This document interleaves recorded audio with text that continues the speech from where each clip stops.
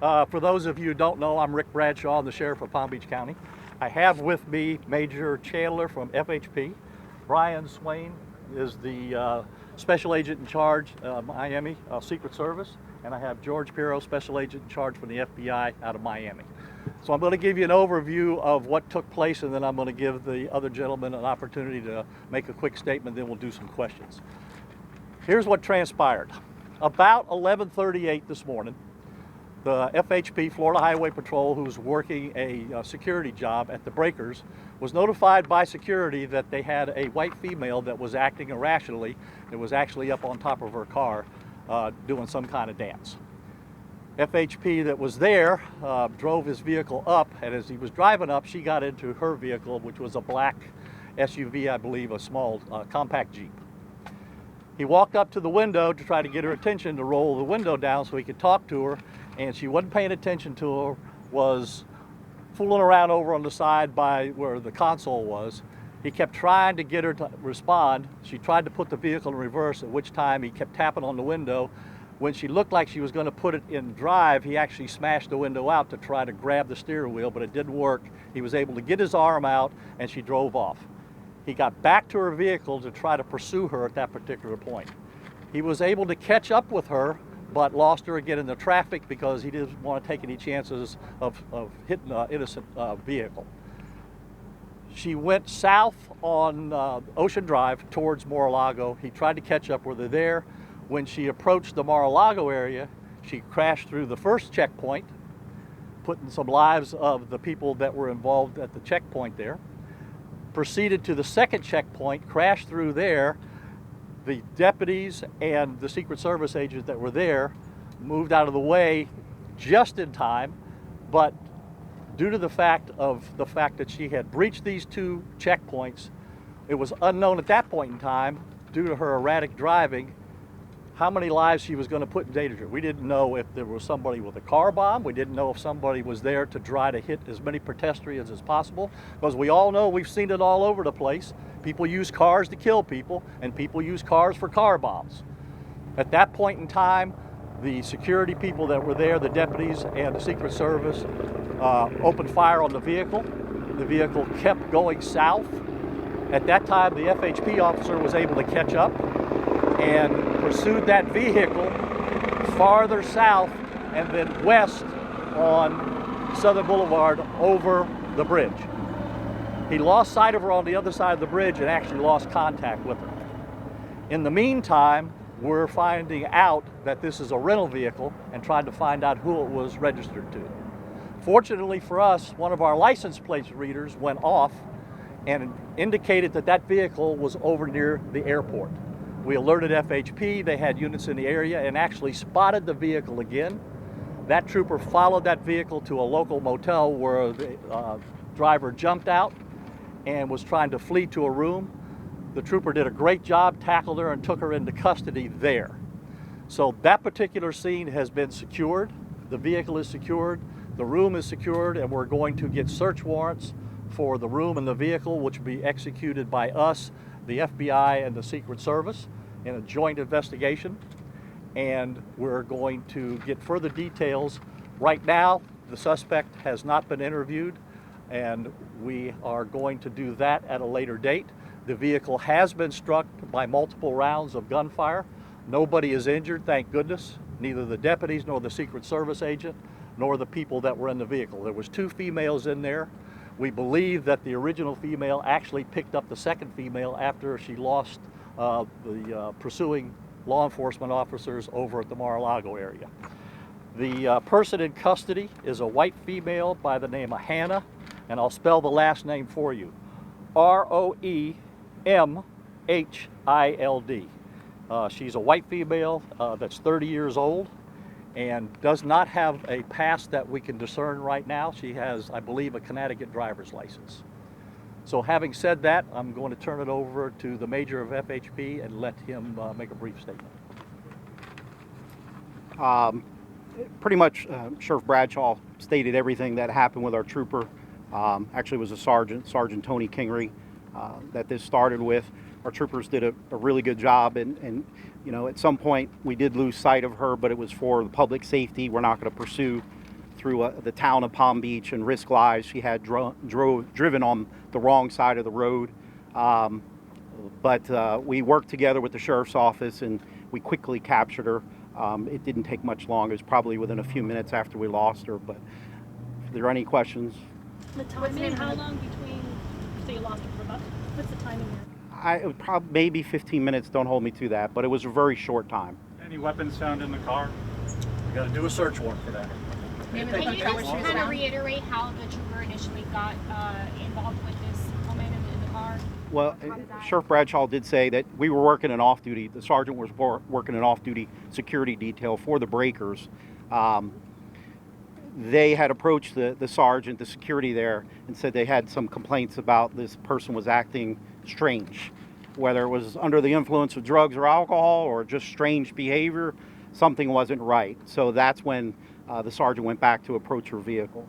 Sir, you said you didn't know what her intentions may have been, but under what circumstances would deputies fire their weapons? Okay, that's not for him to answer. That's not for me. Okay, and we're not going to get into that And particular can you tell us aspect. where in the parking lot, it was the parking lot breakers, correct?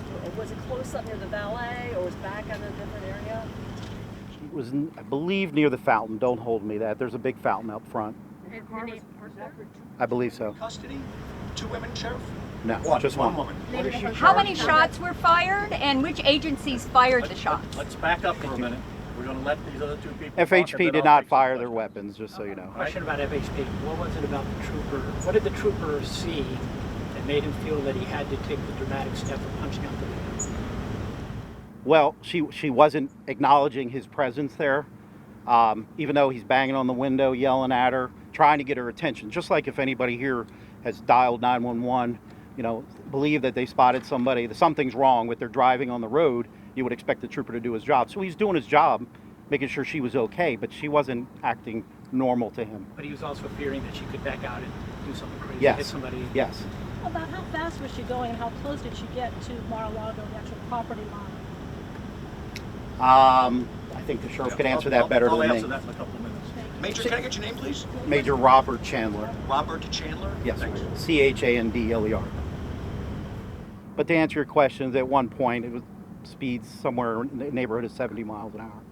It could have been more, but On the island, on the island, yeah. yes. All right, we're going to have the Secret Service here give you a statement. Good afternoon. I'm Brian Swain, the Special Agent in charge of U.S. Secret Service in Miami, Florida. As the sheriff mentioned earlier today, a vehicle fleeing from local law enforcement approached an outer perimeter checkpoint and failed to stop. The vehicle continued towards a second checkpoint and failed to stop.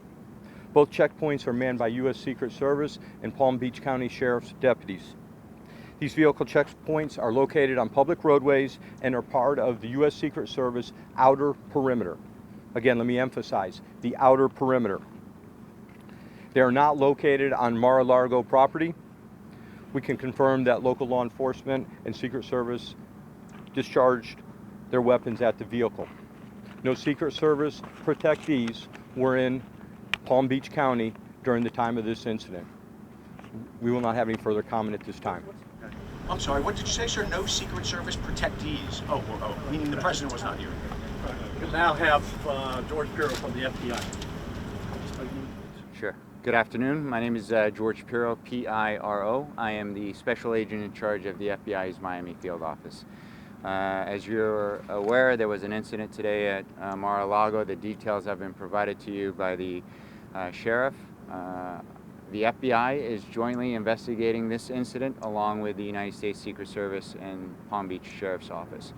The FBI's investigation pertains to the potential assault on federal officers that have occurred, and we will be investigating this jointly. It is very early in the process, so we will not be speculating in regards to the suspect's motives or intentions or the circumstances around the incident. And we will, upon completion of our investigation, potentially have additional federal charges. Thank you. Okay, what he just said is important. We're not going to speculate on things, all right? That's why I said don't get into what-if questions on me here. We're trying to give you early on information on everything we know, okay? So that's why we're here. There's a lot more to be discovered here as far as why she did what she did, whether she was impaired or not. I mean, the trooper did the right thing. This woman's driving on the wrong side of the road at 70 plus miles an hour with people all over the place, not to mention the fact she assaulted a federal officer with a deadly weapon, which the vehicle is a deadly weapon, folks. There was 7 police officers killed last year with vehicles, feloniously, all right? And how many people have been killed in crowds with vehicles with terrorists driving in there? Not to mention the fact we don't know what's going on until we get that vehicle. It could have been loaded with explosives, all right? So I heard a question over here, at what point are we gonna fire? We're gonna fire when our lives are in danger and the danger of the public.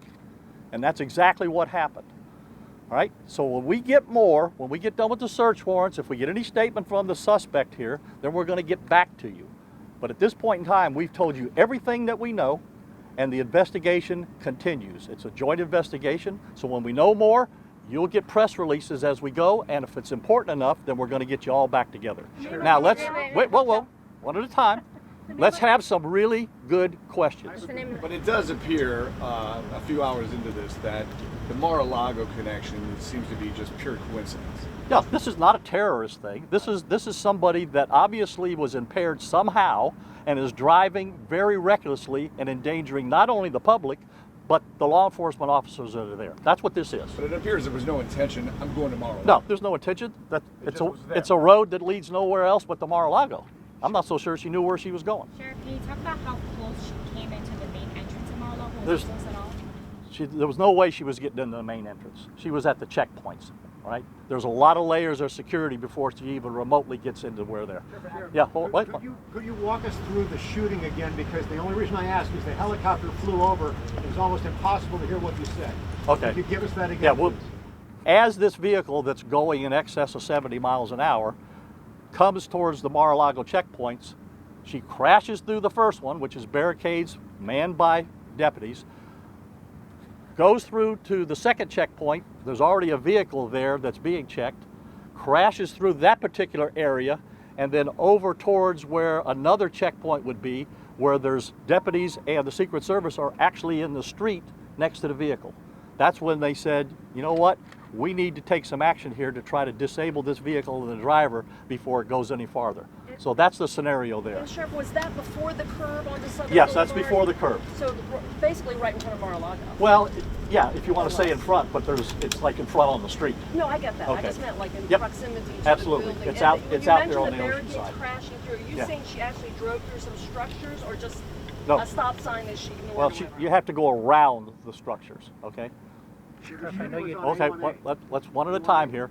Yes. We're on A1A, and how did she navigate through? There's a slalom course of concrete barriers. Yeah, it's not easy. She actually crashed into some some bushes right there when she went around the third area where the Secret Service people were. And where was the shooting exactly? But it's between the second structure that she went around and the third vehicle that was blocking the driveway. How many shots fired? Multiple. Sheriff, do you worry that the barricades were doing their jobs? If it's that easy, or I don't want to say easy, but if she was able to get around through 2 different security checkpoints, does it expose vulnerabilities? No, it doesn't. Like I said, she wasn't even remotely close to being able to get into what we call the inner perimeter bubbled over there. Has nothing to do with getting close to where, if the president was there, she wouldn't have been even remotely close to that. So she's in custody, but the second woman is not in custody? No, the second woman we don't believe was actually in the vehicle at the time it occurred, that she went and picked this particular individual up before she tried to get to the motel. Where was the motel? What's the question? The second individual? No. The charges against the first individual are going to be, like the FBI said, assault on a federal officer. And then the other one's going to be deadly assault on 2 of the sheriff's deputies. And whatever traffic charges, which are going to be probably very severe traffic charges that are going to be placed by FHP. Because there's no doubt that she was reckless and abandoned to operate that vehicle as she did in public. She's in the Palm Beach County Jail as of now? She's in an interview room right now. But she will end up in the Palm Beach County Jail. Hannah, H-A-N-N-A-H? Yes. And then R-O-E-M-H-I-L-D. Correct. Thank you. Sheriff, is there a reason why deputies and Secret Service waited to the next checkpoint to fire at the car, seeing as how it was driving this Well, way? just in case the person's going to stop and realize what they've done. Okay? So after the second one, it's pretty obvious they're not going to stop. Sure. Not to mention the fact people's lives are getting to be in danger that are in the street working over there. And the name of the motel, sir, and did she put up? We're not going to release the hotel name right now because we've got some people there operating. We don't want the public to be all over the place over there. Did she continue to resist arrest when you picked her up? I believe the trooper had to actually physically tackle her to the ground and take her in custody because she was pretty much determined to get away. Sheriff, can you tell? Is there a connection between the female suspect and the motel? Did she stay there? She was staying there. She was trying to get back to her room. I'm going to take two more quick questions. Is that a picture of her you have? It is, and I'm going to make that picture available to the public information officer here, who will get that out to you. Last question. Was that her mother that was in the car with her? There's some relationship there. We're going to determine what it is before I say that for sure. Thank you, folks. We're going to get back to you. If we have any update, any additional information that is pertinent, we're going to get back to you. And Terry Barbera from the public information will get you the picture and any information that you need on the suspect. Thank you. Thanks, Sheriff.